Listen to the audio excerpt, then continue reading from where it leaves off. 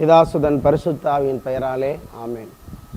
கிறிஸ்துவில் பிரியமானவர்களே, மீண்டுமாய் கிறிஸ்துவின் மறுரூபம் ஜெபக்குழு யூடியூப் சேனல் வழியாக உங்களை சந்திப்பதில் மிக்க மகிழ்ச்சி.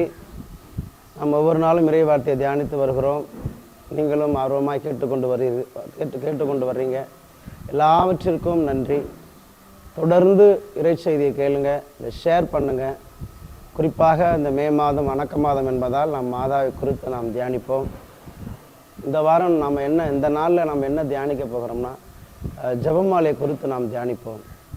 கிறிஸ்துக்குள் பிரியமானவர்களே, இந்த ஜெபமாலை எவ்வளோ வல்லமையானதுன்னா, நம்ம வாழ்க்கையில் ஜெபமாலை குறித்து நாம் அதிகமாய் தெரிந்து கொள்ள வேண்டும், அதிகமாய் ஜெபமாலை சொல்ல வேண்டும். ஏன்னா ஜெபமாலை மிகப்பெரிய ஒரு ஆயுதம். எப்படிப்பட்ட தீமைகளையும் தீய சக்திகளையும் அழிக்கக்கூடிய ஒரு ஆயுதம். இன்னைக்கு நிறைய சபக்காரங்க ஜெபமாலையை தப்பாக சொல்லிக்கிட்டு இருக்காங்க. மாதாவை இவங்க மகிமைப்படுத்துகிறாங்க. ஜெபமாலை ஓயாமல் சொல்லிக்கிட்டு இருக்கிறாங்கன்னு மனதில் வைத்து கொள்ளுங்கள். இந்த ஜெபமாலையை முதல்ல சொன்னதே விண்ணக தந்தை தான் சொன்னார், வேற யாரும் சொல்லலை. விண்ணையும் மண்ணையும் படைத்த பிதாவாகிய கடவுள் தான் ஜெபமாலை முதல்ல சொன்னார்.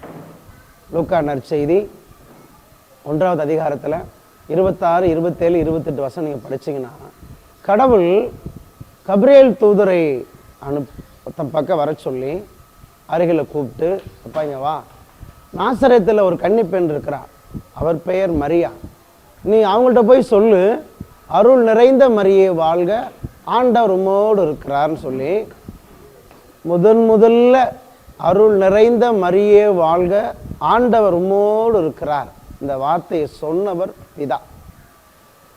விண்ணையும் மண்ணையும் படைத்த பிதா தான் முதல்ல ஜெபமாலை சொன்னது.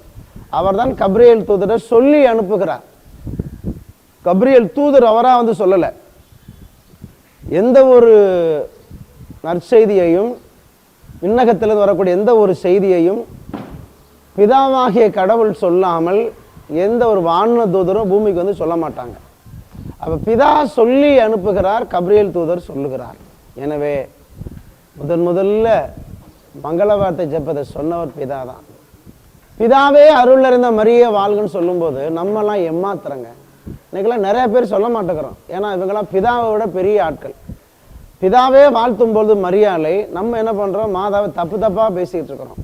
முட்டைக்கூடு, சாக்லேட் கூடு, இன்னும் கேவலமாக பேசிக்கிட்டு இருக்கிறோம்.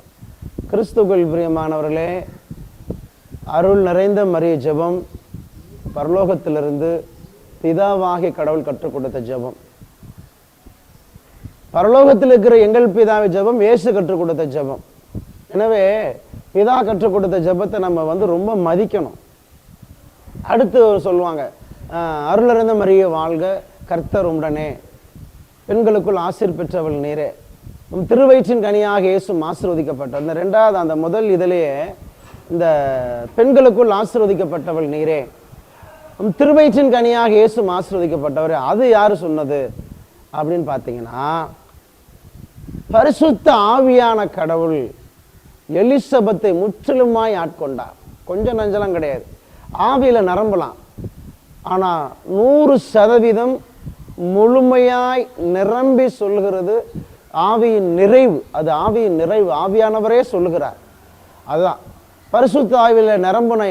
பைபிள்ல நிறைய பேர் இருக்கிறாங்க. எலியா பரிசுத்த ஆவியில் நிரம்பினார், எலிசா நிரம்பினார், மோசே நிரம்பினார். எல்லாமே முழுசானா நமக்கு தெரியாது. ஆனா இந்த எலிசபெத் மூலமா ஆவியானவர் எப்படி செயல்படுகிறார் பாருங்களேன். லூக்கா நற்செய்தியில 1வது அதிகாரத்துல 41வது வார்த்தை, 41, மரியாவின் வாழ்த்தை எலிசபெத்து கேட்ட பொழுது அவர் வயிற்றில் இருந்த குழந்தை மகிழ்ச்சியால் துள்ளிற்று. எலிசபெத்து தூய ஆவியால் முற்றிலும் ஆட்கொள்ளப்பட்டார்.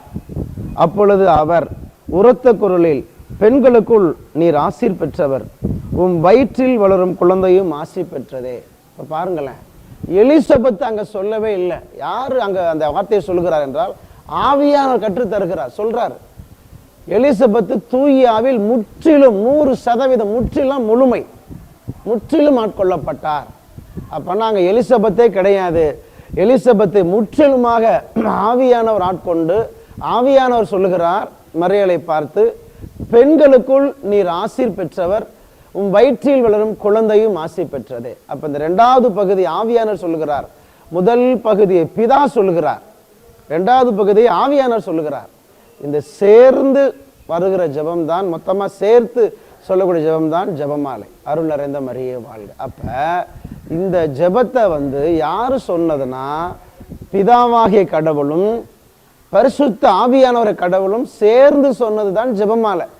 இது மனிதர் சொன்னதோ இல்ல புனிதர்கள் கற்றுக் கொடுத்ததோ கிடையாது. எனவே இந்த ஜெபமாலை தப்பா சொல்லுகிற ஒவ்வொரு மனுஷையும் பிதாவாகிய கடவுளையும் பரிசுத்த ஆவியானவரை கடவுளையும் நீங்க அவங்கள ரொம்ப காயப்படுத்துறீங்க, அவங்க வார்த்தையை ரொம்ப ரொம்ப கொச்சப்படுத்துறீங்க. அதற்கான தண்டனைகளை சீக்கிரமா வாங்கிக்கிறீங்க. உங்களுக்கு ஜெபமாலை சொல்ல பிடிக்கலையா, வேலைக்குருங்க, சொல்ல வேண்டாம். அதை எதிராக பேசி, அதை துர்மாதிரியா பேசி, அதை ரொம்ப மட்டமா பேசி மூவொரு தெய்வத்தோடைய கோபத்துக்கு ஆளாகி விடாதீர்கள். இந்த இறை செய்தியை கேட்கிற பிள்ளைகளே, நீங்க மனதில் வைத்துக் கொள்ளுங்கள், ஜெபமாலை ஜெபம் விண்ணகம் கற்றுக் கொடுத்த ஜெபம். அதனால இந்த மே மாதம் வணக்க மாதத்துல நிறைய ஜெபமாலை சொல்லுங்க. ஜெபமாலை சொல்லுகிறவங்க வாழ்க்கையில் மூவொரு தெய்வத்தின் ஆசீர்வாதம், மூவொரு தெய்வத்தின் பிரசன்னம் கிடைக்கும். அது மட்டும் இல்லை, இந்த ஜெபமாலை எவ்வளவு வலிமையானது வல்லமையானதுன்னா, ஏகப்பட்ட புனிதர்கள் இந்த ஜெபமாலை சொல்லி சொல்லி நிறைய ஆசீர்வாதங்களை வாங்கியிருக்கிறாங்க. குறிப்பா பாருங்க, பெர்னாற்று தாலமின்னு ஒரு புனிதர்.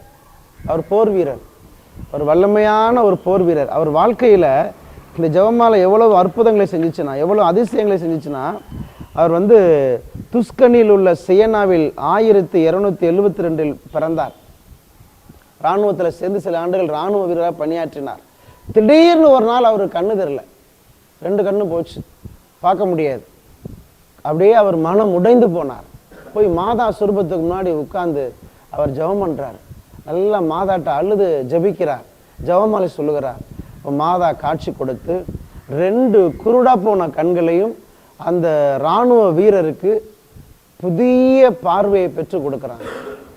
இழந்த கண்களை பெற்றுக்கொண்டார் அந்த அந்த அந்த இராணுவ வீரர்.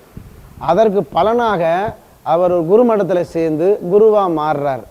பின்பு ஒரு துறவர சபை ஆரம்பிக்கிறார். அவர் பெயர் தான் பெர்னாட் தாலமி.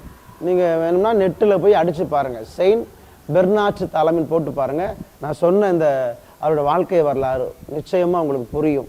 எனவே இந்த மே மாதத்துல உங்க வாழ்க்கையிலும் நிறைய துன்பங்களோடு இருக்கலாம், பிரச்சனைகளோடு இருக்கலாம், ஜெபமாலை குறித்து சந்தேகம் இருக்கலாம். அதெல்லாம் தூக்கி எறிஞ்சிட்டு இந்த மே மாதத்துல நிறைய ஜெபமாலை சொல்லுங்க.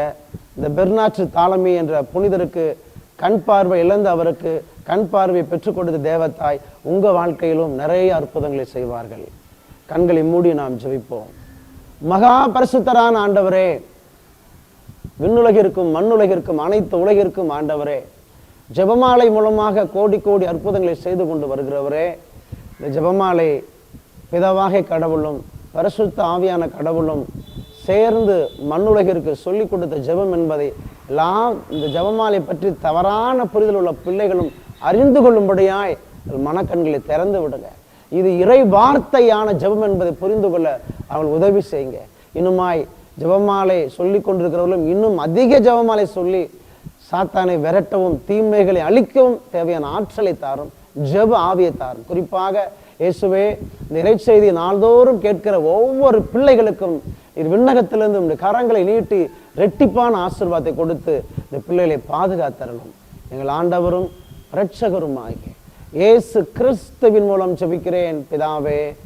ஆமேன், ஆமேன்.